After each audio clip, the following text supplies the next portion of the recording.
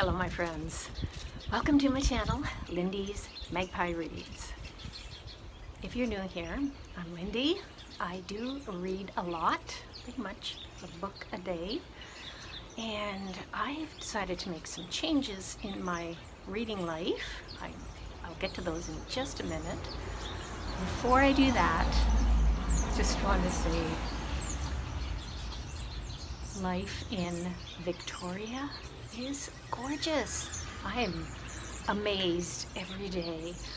In December, snowdrops started blooming and forsythia. So I thought this would be a good time to go and see the gardens at Government House. Last spring, I was there with my sister when I was visiting Victoria, and it struck me as because it's a garden that's been in place for a long time. It's the official resident of the Lieutenant Governor of British Columbia. Yeah, and so I thought, okay, this would be a great place to see what grows well in gardens here and what's blooming now. Anyway, on December 31st, I looked at the weather report and I thought, January 1st, that'll be a good day to go visit. Then, fortunately for me, I noticed a news article online of things that you can do in Victoria on January 1st. Things like polar swims. There's going to be more about that at the end of this video, stay tuned. But also, they expected 1,500 people to visit Government House. It's the one day a year where traditionally the Lieutenant Governor, and currently it's Janet Austin, is there to greet people, and you can go in and say hello and it's some kind of do. But anyway, 1,500 people tramping around the gardens. I don't think that was a good day to go visit. So I will do that sometime later this month and probably have some photo records for you. Anyway, on to the book-related content. So first I'm going to tell you about my reading habits that I've made some New Year's resolution changes to. And next I'm going to tell you about 6 books that I have finished recently, including 3 by queer authors. All right. So, in the past, for quite a few years now, it has been my habit to spend the last couple of days of the year making pie charts of the kinds of books that I've read. What percentage were by Canadian authors, what percentage were by women, how many were queer compared to a whole, and really, I don't think that my reading in the past year has shifted so much that I would get new information from that. So I decided to abandon that practice, and I decided to abandon Goodreads as well. There's something, there are many things about Goodreads that have bothered me, even though I haven't participated in the social aspects of it. I've used Goodreads merely as a database to keep track of the books that I've read. And I started out with paper records way back in 1993, but I switched to keeping a digital record in 2009 on Shelfari. And then in 2016, when Shelfari was no longer supported, it's owned by Amazon but no longer supported by them, I had to migrate all my records onto Goodreads. So since then I've had the combined records on Goodreads. That means there's more than 5,400 titles, because I read more than 365 books a year, which makes a very unwieldy database. and Goodreads is very slow when I try and do anything in it. It's probably slow for other people too, but remarkably so for me, just I think from the volume, and because Amazon is not updating the technology. So totally aside from the unethical things that are happening, like review bombing, that, you know, another reason why not to like Goodreads, I just thought, I'm gonna try Storygraph again. I did try it a couple of years ago, and I found it, there's a seagull. I found it awkward, and I thought, I just need to give it another chance. And I also decided I'm not going to import all my books in. I still have a record of them in Goodreads. At some point I might want to download them to just an Excel database or something like that, but meanwhile, fresh start. The other thing about Goodreads is that I used many shelves to make subcategories of my books, over 200 of them.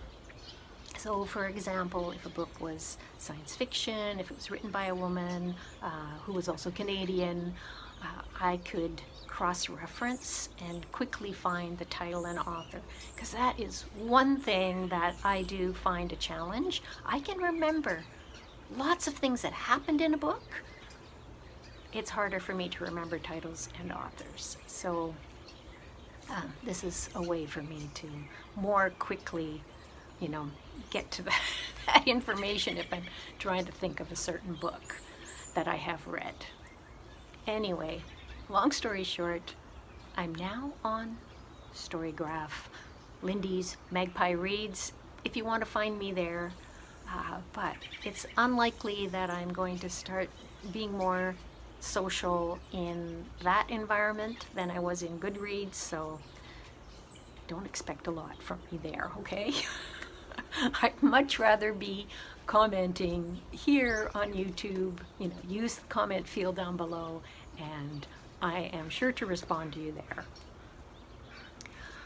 But speaking of comments, if any of you are interested in reading A Suitable Boy by Vikram Seth with me and Jolene of Bookworm Adventure Girl and several other people, our read-along is going to be starting on February the 3rd this year, and we're going to do it at a reasonable pace, like 10 pages a day, or 70 or so pages per week. So with the start February 3rd, it's going to take us to mid-June to finish this chunkster. Anyway, if you are interested in joining us, we are going to be discussing on Voxer, if you want to be part of the weekly discussions. And so contact me via email. I'll have that information down below, and I will make sure and include you in the Voxer group. All right?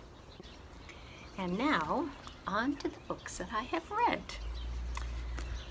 Starting with A New Year's Reunion. This is a children's picture book from China, written by Li-Qiong and illustrated by Cheng-Liang. It's about Chinese New Year, so that is still to come. February 10th is the date this year, but still it's seasonal related literature. And then I want to read you first from the back matter. The family in this book is a fictional one, but there are in reality over 100 million migrant workers in China, many of whom work hundreds or sometimes thousands of miles away from home, returning only once each year for just a few days at New Year's. And the gouache art in here is really beautiful, and it's also unusual for Chinese artists to focus like this on individuals and their emotions and feelings. Here you can see a mother has turned away in sorrow when it's time for the father to head back to work again. He just comes once a year. Initially, his little daughter is afraid of him. She doesn't recognize him because it's been so long. He brings gifts, and he does get his beard shaved off, and then he's not so scary anymore. And they do traditional things like make rice balls. Oh, love this so much. It's beautiful. I tried to find who the translator of this picture book is, and it is nowhere, not even on the copyright page. And that reminds me that there is a American Library Association award for translated children's literature. It's called the Mildred Batchelder Award. I will link information in the description box below.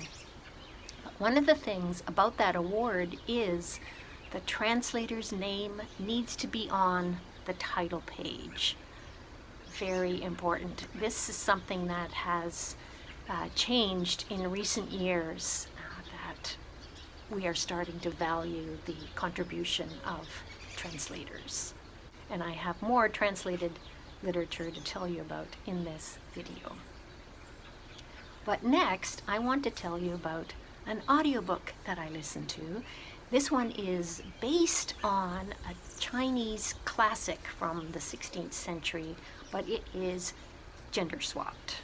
I'm talking about The Water Outlaws by SL Huang. So the name of the Chinese classic is Water Margins. It's actually from the 14th century. I'm just checking my notes. Written by Cheng-Liang. And the author's note at the beginning of The Water Outlaws is, this story is intentionally, gloriously violent, based on Chinese martial art films, torture, and cannibalism. So that's the style that she's copying from the original. And when you're listening in audio, something like torture is even more difficult, in my view, to tolerate. There's already a visceral aspect to audiobooks, and then once the content becomes also challenging, what I had to do was fast forward through those parts. Despite that, I really did like this audiobook. I gave it 4 stars. It's about a group of bandits that are kind of like Robin Hood style, where they're stealing from the rich and giving to the poor. Actually, it's more like fighting the injustices of patriarchy. And we have main characters Li-Qiong, who's a master arms instructor for the Imperial Guard, and her kind of sidekick, Lu Da, who's a flower monk, is what they call her. And then some of these other central characters have got names like a woman called Heavenly King, there's a crocodile, there's Professor, there's one, she's called the Unrestrained, and then there's the Slightly Unrestrained. Cyclone, there's Iron Whirlwind, the 3 Fleas, the Featherless Arrow. I'm guessing that some of these names, or maybe all of them, come from the original classic, but I found it pretty entertaining. And yeah, it's an action-adventure story with these queer bandits fighting corruption and sexism. So pretty good, yeah. And next up is another fun audiobook. Gwen and Art Are Not in Love. It's by Lex Crowcher, non-binary writer, and this is a dual narrative between the teenagers, Gwendolyn and Arthur. It's set in medieval times. Gwendolyn is a princess. She and Arthur have been betrothed since birth, and pretty much from that time they have not got along with each other. Anyway, now it's approaching their time when they should be married, and they discover that both of them are gay. So what are they going to do? There's lots of witty banter and hijinks, and it's just plain fun. I was saving audiobooks for that last part of the year that I expected would not be 5-star reads. This one wasn't. It was a 4-star. Still really good. But because I wanted to put together my best of 2023 lists, and I didn't want one at the very end of the year that was suddenly going to upset the apple cart or whatever. So that's why I saved the Water Outlaws and Gwen and Art Are Not in Love till the end, and they were light, fun, but still audiobooks that I recommend. Gwen and Art Are Not in Love is particularly good in audiobook because they've produced it with 2 different narrators for the alternating chapters, and that's always a good idea. Yeah. And speaking of good ideas, I highly recommend picking up this collection of poetry by A. Light Zachary, more sure. It's subtitled Poems and Interruptions. This is a debut collection. A. Light Zachary is non-binary, Canadian, poet and artist, and this is a collection that I initially rated 4 stars. I found it quite challenging. It's existentially challenging, according to the Toronto Star, and I actually agree with that. But when I read through it a second time, I got so much more out of it, and my appreciation deepened, and I keep reading more. As I flip through it, I stop and read more, and then I'll stop and read more again. And I so appreciate the way that they have given me a point of view I couldn't have got otherwise. This is an amazing collection. The tone keeps shifting in it. There's humor, there's tenderness, there's anger, acceptance, a joyful celebration. It's so rich, and a number of the poems play with classical authors' writings, like we're talking way back into Roman and Greek times. And I recognize the influence of Jos Charles, who is a poet I read for the first time just in 2023, the collection Field. There's an epigraph, I think, by Jos Charles in here. Yes, there is. I have to read you something so you can know what I find so thrilling about this.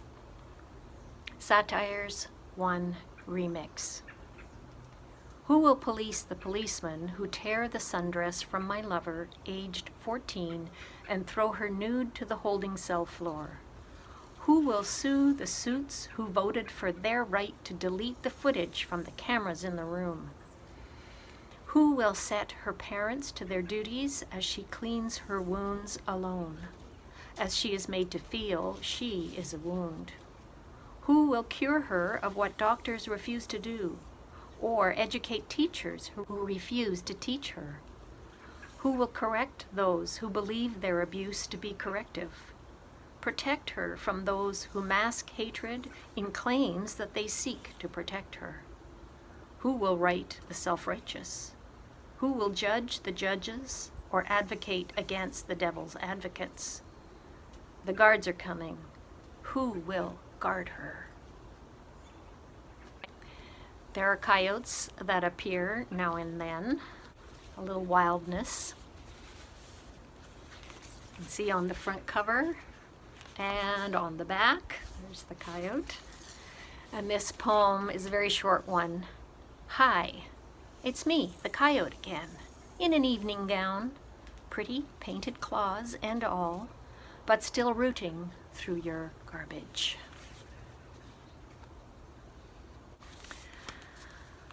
I want to keep reading. This is great. I love it.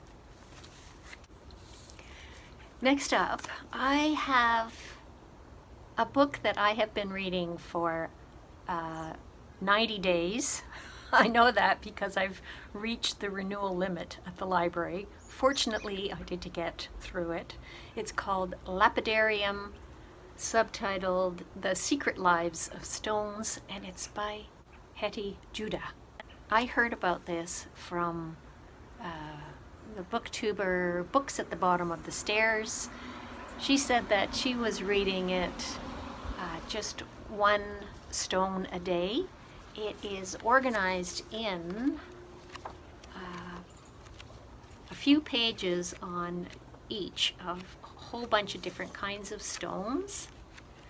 And they're like little stories. Some of them are related to geology or mythology or sociology, history, philosophy, just all kinds of interesting things about humans and rocks, basically. I grew up with a love of rocks. In the section on mica, she quotes an artist from New York City who talks about when she was a kid, how she delighted in finding mica on the beach and separating the layers, like opening the pages of a book. And I remember doing the very same things. She talks about sarsen and dolerite, the kinds of limestone that were used for monumental building in Avebury and Stonehenge, and it brought me back to my visits to those places and how special I found it to be in the same place where people have been gathering for millennia and just making such wondrous things with rocks, giant stones. I did make a pastel painting of Avebury. It's somewhere in our boxes of things. So I did look through my photo albums, and it just brought back such great memories of trips to not only England but also Ireland and Brittany, places with these big stones. There's also a section on another kind of limestone called Globigerina limestone.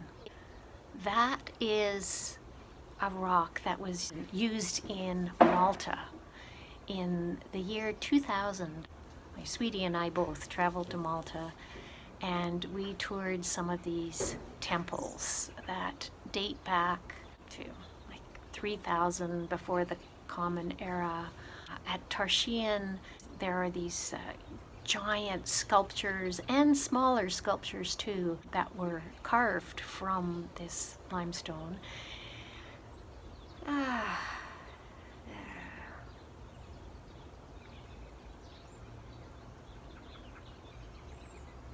what else? Gold. So you probably know that gold doesn't combine with other minerals. So when you find gold, it's usually in pure form. But I learned that there is a compound called calaverite because in certain conditions, gold will combine with tellurium. It's a rare element, and there was a gold rush in Western Australia in the 1880s, and in 1893 in Wangata country, they found a huge deposit of gold, and gold is still being mined there, but the miners back in the 19th century, they heard about those dunderheads who mistook fool's gold for real gold, and so when they found what they thought was iron pyrite as they were prospecting, they just tossed it aside as waste and ended up using it as building materials to build roads and shacks and so on for the town of Kalgoorlie that grew up around this gold rush there. And then it turned out, it took about 3 years before lab analysis showed that this waste material was actually gold, and something like 20% of the gold that's found in that site is combined in this form known as calaverite. So, for a while, Kalgoorlie was, in actual fact, a town with streets paved with gold, as it says in here. There's contemporary stories like the mineral coltan, which is the ore that we get the rare element tantalum from, and tantalum is used in modern technology like cell phones. In a short period of time, between 1999 and 2001, the price of tantalum in the world went from $30 to $380 per pound, and something like 60% of it is found in the Democratic Republic of Congo, where, because of its value, all kinds of terrible practices are going on, not to mention war, but a recent study found that 40,000 children and teens are used in the extraction of it. So children are facing these dangerous mining conditions and all kinds of harassment, criminal activity, and daily exposure to the radioactive element radon. And I don't know what to say about that, except that it's good to be aware of what's going on in the world in order for people like me to have access to my cell phone. And the section on obsidian, that reminded me of a book that I talked about in my last video, Eagle Drums, by Nasugrak Rainey Hobson, who's an Inupiaq author, and her story is about a boy whose adventure starts when he was climbing a mountain to find some obsidian because they needed to make new tools. So, yeah. So many connections to other things I've read and experienced myself, travels, or just being a kid picking up rocks. I really, really enjoyed reading this, and I recommend it. But now, on to the best book of the bunch. Well, maybe tied with Zachary's poems, more sure, but still. This one, The Great Beyond, by Léa Murawiec. She is a French cartoonist. This is her debut, and it was translated by the Canadian Montreal Aleisha Jensen. A science fiction tale set in a dizzying metropolis. The perspectives in this book are enough to make me dizzy as well. She uses interesting angles that are kind of unsettling, but also kind of exciting. It's the story of a woman who just wants to spend her time in a bookstore. Her name is Manel Meher, and her name is important. The book has this die-cut piece in here, like a sign of her name. The reason why it's so important is because in this world, if your name is forgotten, if people forget you, you die. Your heart stops beating. And everything is names. Manal says she doesn't care, but she is surprised to find out that someone else shares her name, and it's a singing pop star whose latest song is on everybody's lips. And so when people hear her name, they think of this celebrity instead, and there are dire consequences. Now, Manel and her friend Ali have been sort of making plans, kind of vague plans, about leaving the city and going to the great beyond,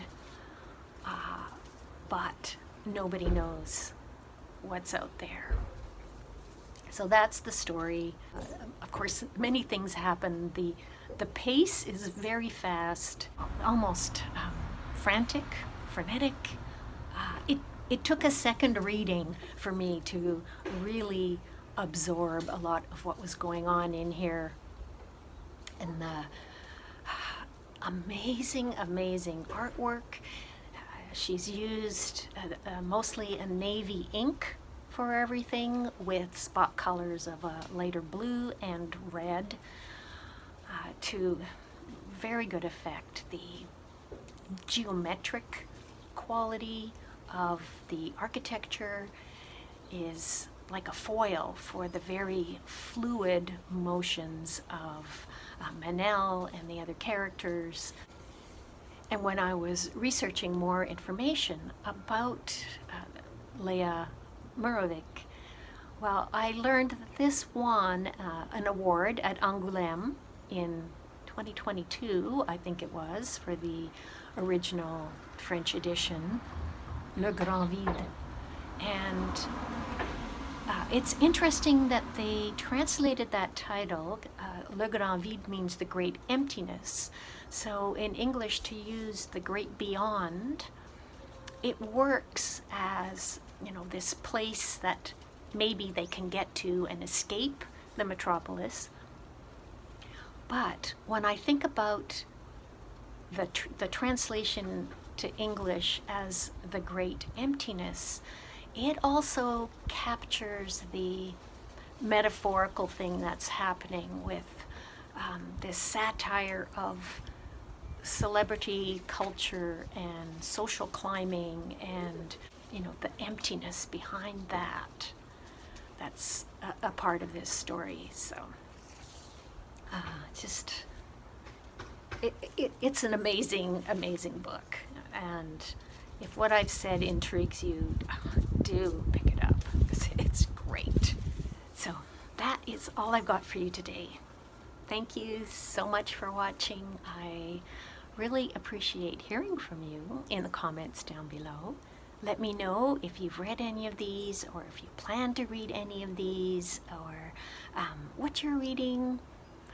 I'm always happy to hear from you, so do say hello and stick around for another minute or two, if you want to see my sweetie do a polar swim.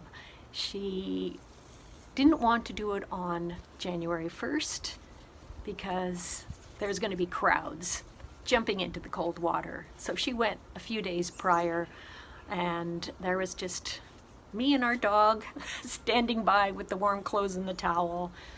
Here she is. Bye for now. Field Park public dock.